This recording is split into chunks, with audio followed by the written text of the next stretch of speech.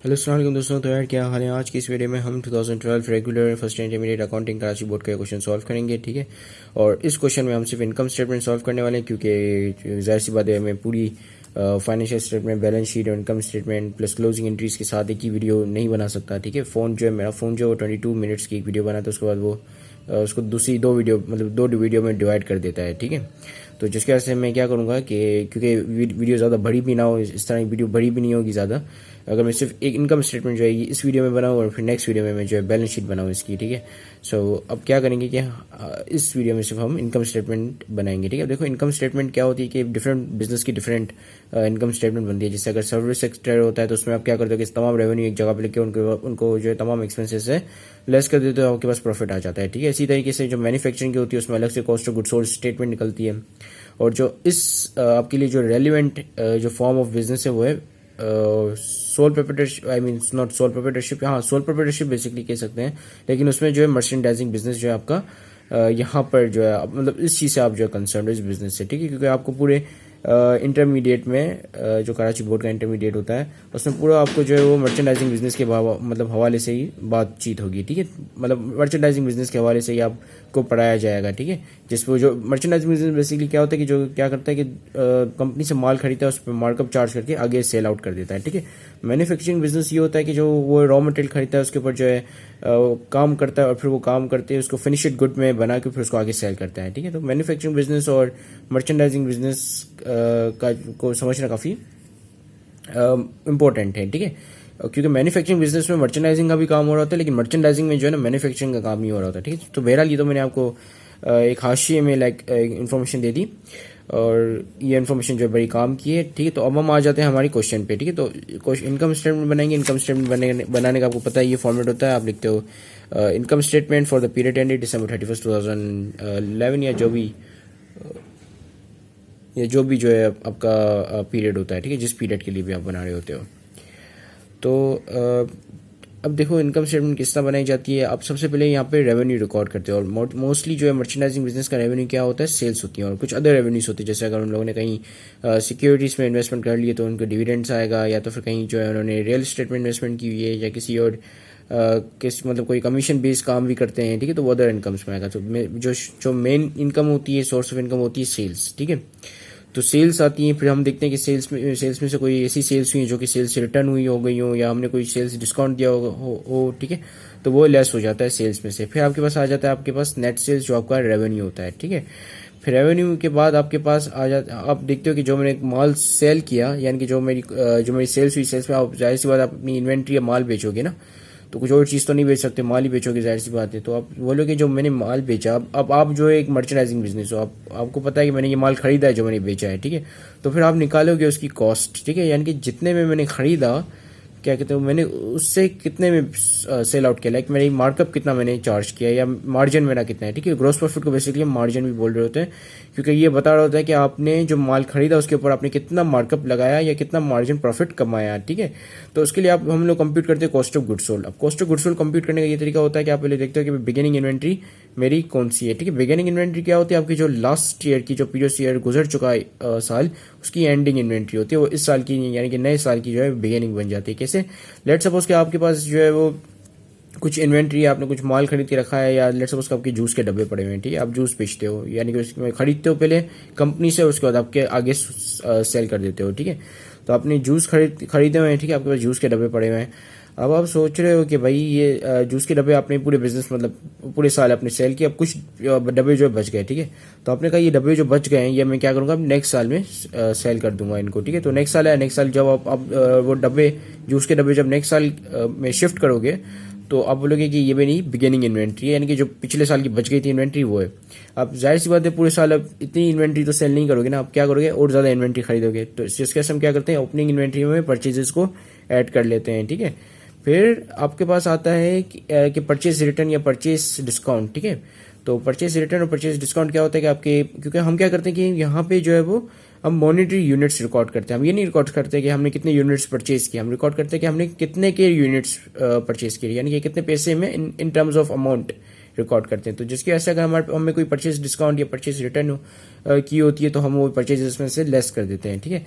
फिर आप आते हैं आपकी एंडिंग इन्वेंट्री। अब एंडिंग इन्वेंट्री यानी कि आपने जो नेक्स्ट ईयर जो बिजनेस किया, आपने परचेज अपने आपके पास जो कुछ इन्वेंट्री पड़ी हुई थी, फिर आप कुछ और इन्वेंट्री लेकर आए, उसके बाद आपके पास जो इन्वेंट्री बच गई, वो जो इन्वेंट्री आपके पास बच गई है एंडिंग इन्वेंट्री, आप लेस कर देते हो ताकि आपको पता चल जाए कि जो इन्वेंट्री सेल की है मैंने या सोल्ड आउट हो चुकी है उसकी क्या कॉस्ट है, ठीक है, जिसको हम कहते हैं कॉस्ट ऑफ गुड्स सोल्ड, ठीक है। फिर कॉस्ट ऑफ गुड्स सोल्ड के बाद आपके पास आ जाती है ऑपरेटिंग एक्सपेंसेस, फिर आप तमाम ऑपरेटिंग एक्सपेंसेस लेस करके आपके पास आ जाता है नेट प्रॉफिट, ठीक है। तो ये एक पूरा मैंने आपको समराइज कर दिया कि इनकम स्टेटमेंट बनती कैसे। तो चलें अब हम इसको बनाते हैं इनकम स्टेटमेंट को प्रैक्टिकली, ठीक है। तो हम इस इनकम स्टेटमेंट को बनाने के लिए आपको चाहिए होती है ट्रायल बैलेंस, ठीक है। ट्रायल बैलेंस के पास ट्रायल बैलेंस में आपके पास एक डेबिट का डेटा होता है और आपके पास एक क्रेडिट साइड का डेटा होता है, यानी कि जो भी अकाउंट्स बढ़ रहे होते हैं या जो बढ़ने से जो भी डेबिट होते हैं आपको डेबिट बैलेंसेस में मिलते हैं, और जो भी अकाउंट्स बढ़ रहे हो क्रेडिट होने से बढ़ रहे होते हैं तो आपको क्रेडिट बैलेंस में मिल रहे होते हैं, ठीक है। जैसे यहाँ पे आपको नजर आ रहा है कि डेबिट बैलेंसेस है तमाम, और यहाँ पे आपको नजर आ रही है क्रेडिट बैलेंसेस, और फिर आपके पास डेटा है एडजस्टमेंट के लिए, ठीक है। तो इनकम स्टेटमेंट में हम सबसे पहले ढूंढते हैं सेल्स, ठीक है, क्योंकि हमने सबसे पहले रेवेन्यू रिकॉर्ड करना होता है ना। तो अब हम क्या करेंगे, यहाँ पे सेल्स ढूंढेंगे। अब आप सोचें कि सेल्स जो है एक रेवेन्यू अकाउंट है, और जब भी रेवेन्यू अकाउंट बढ़ता है तो क्या होता है, क्रेडिट होता है। तो उसका मतलब कि सेल्स आपको कहाँ मिलेगा, क्रेडिट की साइड में मिलेगा, ठीक है। यहाँ पे मैं यहाँ पे हेडिंग डाल देता हूँ रेवेन्यू, ठीक है। अब चाहें तो भले ना डालें हेडिंग्स, लेकिन हेडिंग डालना मैं समझता हूँ कि ज़्यादा बेहतर रहता है, ठीक है, प्रेजेंटेशन इससे अच्छी होती है। तो सेल्स हमने ढूंढनी है, तो सेल्स में हमें मिलेगी क्रेडिट बैलेंस में, ठीक है। तो क्रेडिट बैलेंस में सेल्स आपको कहाँ मिलेगी, ये रही यहाँ पे आपकी अकाउंट्स पे बने, ये रही सेल्स, ठीक है। सेल्स कितनी है, हमने कितने की सेल्स की है, 5,04,000, ठीक है। 5,04,000 की सेल्स की है, तो हम यहाँ पे लिखते हैं सेल्स 5,04,000, ठीक है। 5,04,000 की सेल्स हमने रिकॉर्ड कर ली।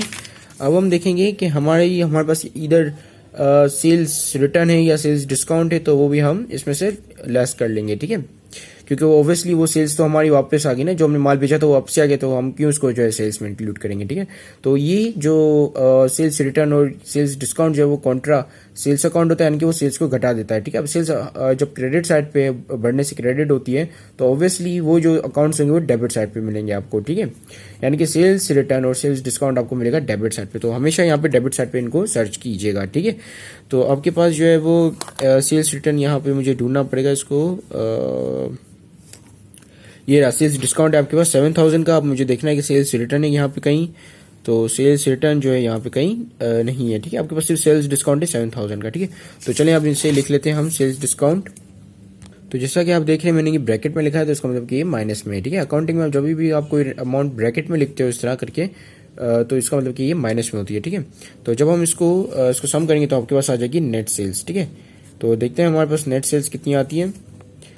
तो ये आपकी नेट सेल्स जो है वो हो जाएंगी 4,97,000, ठीक है। 504 को जब हम माइनस के 7 से, तो ये आ गया हमारे पास 4,97,000, ठीक है। तो ये आपकी नेट सेल्स हो गई 4,97,000, ठीक है। अब हम क्या करेंगे कि अब हम कॉस्ट ऑफ गुड्स सोल्ड निकालेंगे, ठीक है। तो मैंने जैसे कि बताया आपको कॉस्ट ऑफ गुड्स सोल्ड के लिए आपको चाहिए होती है ओपनिंग इन्वेंट्री आपको मिलेगी डेबिट साइड के बैलेंस में, ठीक है, क्योंकि ओपनिंग इन्वेंट्री ऐसे जब भी बढ़ता है तो हम उसको डेबिट करते हैं, ठीक है। और एंडिंग इन्वेंट्री आपको हमेशा एडजस्टमेंट में मिलेगी। देखो अब ये जो डेटा होता है ना डेबिट और क्रेडिट साइड वाला, ये जो डेटा होता है पूरा यहाँ से लेके जो यहाँ तक डेटा है, ये होता है आपकी पीरियड मंथ्स का, ठीक है, यानी कि पिछले के इसी साल के अंदर पिछले के महीनों का, ठीक है। तो उसका डेटा आपको यहाँ पे मिलता है। ये बिल्कुल साल के एंड का डेटा होता है, यानी कि December 31 जब आपका साल बिल्कुल फिनिश हो रहा हो तो उसका डेटा यहाँ पे होता है। और ये जो है आपके जो जैसे जनवरी, फरवरी, मार्च, अप्रैल, मई, ठीक है, तो ये ट्रांजेक्शन इन महीनों में हो रही होती है, और ये ट्रांजेक्शन भी होती है बिल्कुल एंड के महीने में होती है। तो जिसके वजह से हम क्या करते हैं, हम इसमें से एडजस्ट करके लिख रहे होते हैं, ठीक है, ताकि हमें पता चले कि एंड में जो एक्चुअल सिचुएशन क्या है और पहले सिचुएशन क्या आती है, ठीक है, जब हम इनकम स्टेटमेंट बना रहे होते हैं। तो आपके पास यहाँ पे जो परचेजेस होंगी वो भी आपको मिलेगी डेबिट बैलेंसेस में, और आपके पास जो ओपनिंग इन्वेंट्री है वो भी आपको डेबिट बैलेंसेस में मिलेगी, ठीक है। जैसे यहाँ पे लिखिए मर्चेंडाइजिंग इन्वेंट्री ओपनिंग 87,000, ठीक है। तो इसको हम नोट कर लेते हैं, मर्चेंडाइजिंग इन्वेंट्री ओपनिंग 87,000, ठीक है। अब इसे हमने यहाँ पे रिकॉर्ड कर लिया। अब हम देखेंगे कि हमारी परचेजेस कितनी है। परचेजेस भी आपको यहीं मिलेंगी, और परचेजेस कहाँ हैं यहाँ पर, let me just find it.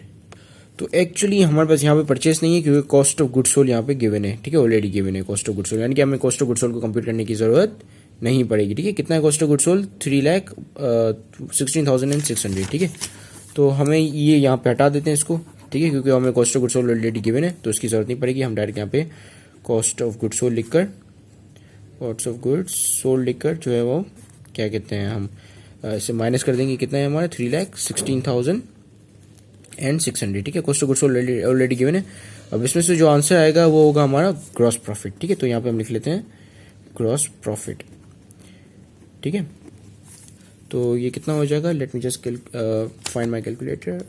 ये आ गया कैलकुलेटर, और हम यहाँ पे जो है 4,97,000 को माइनस कर देंगे 3,16,600 से, तो ये आपके पास आ जाएगा 1,80,400, ठीक है। 1,80,400 आपके पास ये ग्रॉस प्रॉफिट हो गया, ठीक है। और प्लीज़ मेरी राइटिंग को जो है वो माइंड नहीं करना, क्योंकि मेरी राइटिंग जो है बहुत ख़राब है, लाइक लिटरली बहुत ख़राब है, ठीक है। सो ये आ गया आपके पास 1,80,400 आपका जो है ये ग्रॉस प्रॉफिट है, ठीक है। अब हम आ जाएंगे अपने ऑपरेटिंग एक्सपेंसेस पर, ठीक है। तो मैंने यहाँ पे हेडिंग डाल दी ऑपरेटिंग एक्सपेंसेस की। अब देखो मैंने जिस तरह यहाँ पे बिल्कुल ही एक रफ काम किया, आपने जो इस तरह रफ काम नहीं करना, ठीक है। आपने प्रॉपर वे में काम करना है, ठीक है। तो अब हम जो जब भी आपको पता है कि एक्सपेंसेस ऐसा अकाउंट होता है कि जब भी भरता है तो हम उसको डेबिट साइड पे रिकॉर्ड करते हैं, तो उसका मतलब कि आपको ये डेबिट बैलेंसेस में मिलेंगे एक्सपेंसेस, ठीक है। और तो एक्सपेंसेस हम ढूंढते हैं, चलें ये कैश है, ये मर्चेंडाइज है, ये भी एसेट है, ये भी एसेट है, अकाउंट रिसीवेबल एसेट है, ऑफिस सप्लाईज एसेट्स हैं, ठीक है। अब ये अनएक्सपायर्ड इंश्योरेंस, ये भी एसेट है, ठीक है। इसको हम प्रीपेड इंश्योरेंस भी बोलते हैं। लैंड आपका एसेट है, बिल्डिंग एसेट है, ऑफिस इक्विपमेंट एसेट है, एमएस ड्राइंग, ये तो कॉन्ट्रा कैपिटल अकाउंट है, ठीक है। फिर है sales discount, this is contra sales account, then you have cost of goods sold, this is again not expense, then here is your expense, sales salary expense, ठीक है। यानी कि जो सेल्स पर्सन है उनकी सैलरी, ठीक है। तो सैलरी एक्सपेंस कितना है आपके पास 55,200, ठीक है। अब देखो एडजस्टमेंट में इसके रिगार्डिंग कुछ गिवन तो नहीं, तो एडजस्टमेंट में इसके रिगार्डिंग लिखा हुआ है कि अनपेड सैलरीज, ठीक है। सेल्स सैलरीज कितनी है, अनपेड कितनी है 3,000, और ऑफिस सैलरीज कितनी है 2,000, यानी कि ये पेबल है और ये भी मतलब पे करनी है, और ये आपकी ये एक्सपेंस है, ठीक है। ये जो एक्सपेंस है ना आपका सेल्स सैलरीज एक्सपेंस, ये एक्सपेंस आपका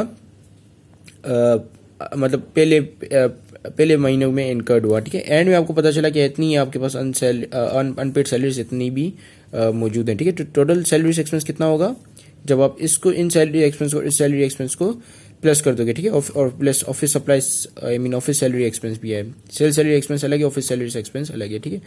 तो अब हम जो है यहाँ पे सेल्स सैलरी एक्सपेंस पहले रिकॉर्ड कर लेते हैं। तो ये कितना हो जाएगा 55,200 को जब हम प्लस करते हैं, 55,200 प्लस करते हैं हम इसको 3,000 से, ठीक है।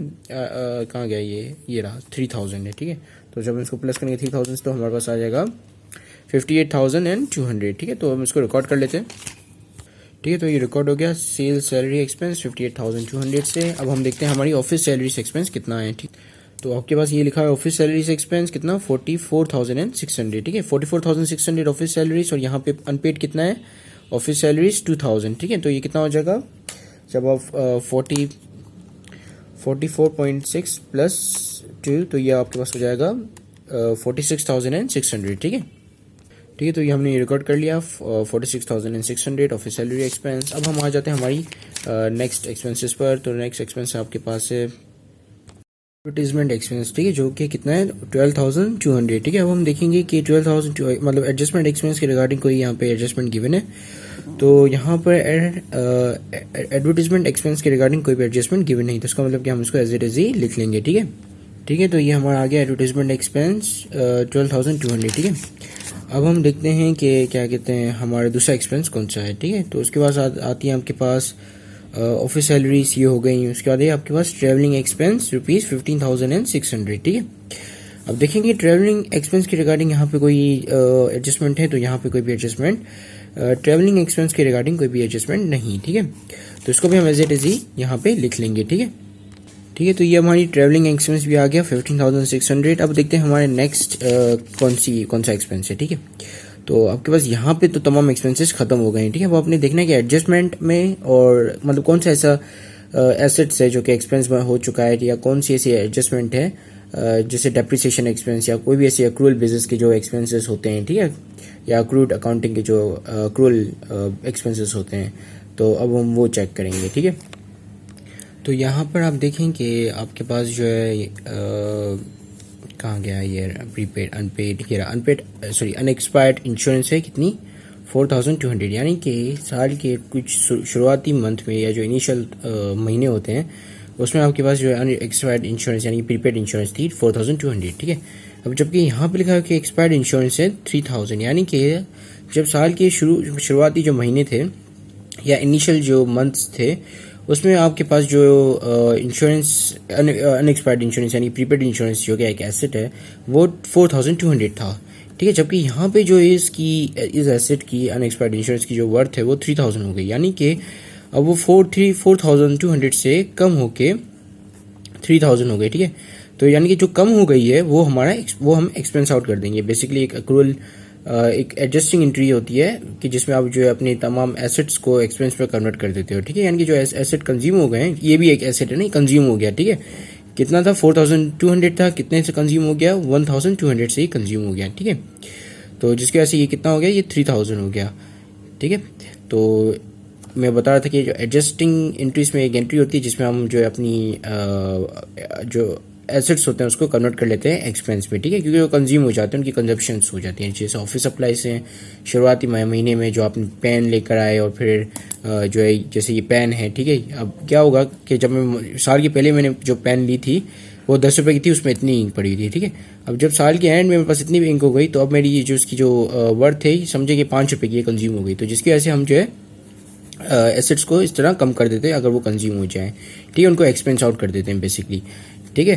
तो अगर वो फिक्स एसेट ना हो, जैसे ये फिक्स एसेट नहीं है, ठीक है, अगर फिक्स एसेट होगा तो ऑब्वियसली आप जो है डेप्रिसिएशन निकालोगे। अब जैसे यहाँ पे डेप्रिसिएशन एक्सपेंस है कितना, depreciation for the year on building ₹4000 और ऑफिस इक्विपमेंट है 1800, ठीक है। बिल्डिंग का 4000 है और ऑफिस इक्विपमेंट का 1800, तो ये भी हम लिख लेते हैं और ये भी हम लिख लेते हैं, ठीक है। यार जैसा कि आप यहाँ पे देख पा रहे हैं कि इंश्योरेंस एक्सपेंस हमने लिख ली है 1200 की, और डेप्रिसिएशन और इक्विपमेंट और बिल्डिंग ये दोनों मैंने मिला के लिखी है, तो ये मिला के बन रहे हैं 5800, ठीक है, 5800। तो अब हमने ये इंश्योरेंस एक्सपेंस और depreciation of equipment and building लिख लिया, ठीक है। अब हम देखते हैं कि हमारे जो अदर एक्सपेंसेस और कौन से रह गए हैं, ठीक है। फिर आता है ऑफिस सप्लाईज ऑन हैंड, कितनी है 500, ठीक है। ऑफिस सप्लाईज यहाँ पे देखते हैं कि कितनी थी पहले, ठीक है। तो ऑफिस सप्लाईज पहले थी 1600, यानी कि जब आपके जो साल स्टार्ट हुआ था तो उस पर आपके पास 1600 आपकी ऑफिस सप्लाईज थी, ठीक है। और ये ऑफिस सप्लाई जो है 500 रुपये की रह गई, ठीक है। तो इसका मतलब कि कितने की ऑफिस सप्लाईज एक्सपेंस आउट हो गई, ये आपकी 1100 की ऑफिस सप्लाईज आपकी एक्सपेंस आउट हो गई, ठीक है। तो हम यहाँ पे लिख लेते हैं ऑफिस सप्लाईज एक्सपेंस, ठीक है। तो ये अब हमारी ऑफिस सप्लाईज एक्सपेंस भी यहाँ पे रिकॉर्ड हो गया, ठीक है। अब हम देखते हैं कि इसके अलावा आपके पास कौन सा एक्सपेंस बच गया, ठीक है। तो एडजस्टमेंट में भी हमने तमाम जो भी हमारे एसेट्स थे जिनको हमने एक्सपेंस आउट करने थे वो भी हमने कर लिए। यहाँ पे अभी हमने तमाम एक्सपेंसेस को रिकॉर्ड कर लिया, ठीक है। अब हम देखते हैं, अब हम इससे क्या करेंगे, अब हम इसे सम करेंगे, टोटल ऑपरेटिंग एक्सपेंस लेकर आएंगे, ठीक है। तो इसे सम करते हैं, टोटल ऑपरेटिंग एक्सपेंस यहाँ पे लिखते हैं, ठीक है। फिर टोटल ऑपरेटिंग एक्सपेंस जो है आपका ग्रॉस प्रॉफिट में से लेस हो जाएगा, फिर आपके पास क्या आ जाएगा, नेट प्रॉफिट, ठीक है, ठीक है। टोटल ऑपरेटिंग एसेट्स एक्सपेंस, ठीक है। तो अब इसे टोटल करते हैं, लेट्स टोटल देम हम। तो सबसे पहले आपके पास है 58,200, ठीक है। फिर आपके पास 46,000.6, then you have 12,000.2, then you have 15,000.6, then you have 1,200, ठीक है। सो अब फिर उसके बाद है आपके पास 5,800, not 58, 5,800, then you have 1,100, ठीक है, 1.1। तो ये आपके पास टोटल जो आ रहा है वो आ रहा है 1,40,700, ठीक है। तो अब हम इसको 1,40,700 को यहाँ लिख लेते हैं, ठीक है। ये आपके टोटल ऑपरेटिंग एक्सपेंस आ गए 1,40,700, ठीक है। अब ये जो है लेस हो जाएंगे किस में से, आपके ग्रॉस प्रॉफिट में से, ठीक है। तो ग्रॉस प्रॉफिट है आपका 180.4, ठीक है। इसमें से आप माइनस कर देंगे 140.7, ठीक है, यानी कि 1,40,700 और ये 1,80,400, ठीक है। तो फिर आपके पास बचेगा 39,700, ठीक है। 39,700 ये क्या है आपका, ये आपका नेट प्रॉफिट है, ठीक है। This is your net profit. तो 39,700 ये आ गया, यहाँ पे आप लिख लोगे ये आपका नेट प्रॉफिट है, ठीक है। सो दिस इज इट, ये आपका ये इनकम स्टेटमेंट खत्म होती है। Thank you very much for watching this video. Have a great day and Allah हाफिज़।